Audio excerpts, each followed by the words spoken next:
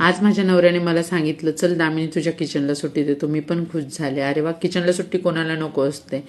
Hi hello नमस्कार, मी आहे दामिनी. माझ्या मिनी ब्लॉगमध्ये तुमचं आहे स्वागत. असं आम्ही पटकन रेडी झाल्यानंतर निघालो आमच्या छोट्याशा ट्रिपवरती निघाल्यानंतर आम्ही वाटेतच ब्रेकफास्ट केला आहे. आम्ही तिघांनी मस्त एन्जॉय केला ब्रेकफास्ट. ॲज युजल माझ्या पर्णिकाने तो काही खाल्लेला नाही आहे. ती असंही बाहेर काही खात नाही. मी फक्त ट्राय करत असते, खाल्लं तर खाल्लं, नाही तर नाही.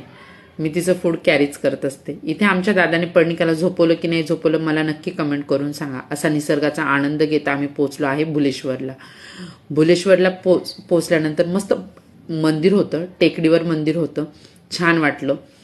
नंतर तिथे आम्ही सगळ्यांनी तिलक लावला आहे. माझ्या पर्णिकाने तिलक लावला आहे.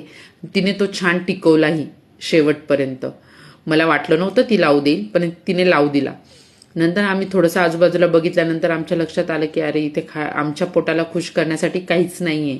आय मीन खायला काहीच नव्हतं तिथे.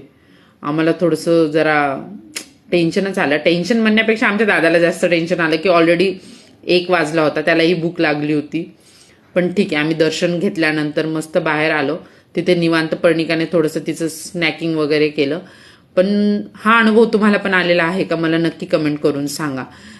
सांगण्याचं कारण एवढंच की फ्युचरमध्ये तुम्ही जर भुलेश्वरला व्हिजिट करणार असाल तर please carry your on food.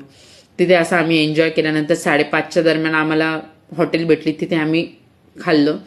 पण ती क्लिप काही शूट केली नाही. Thank you for watching.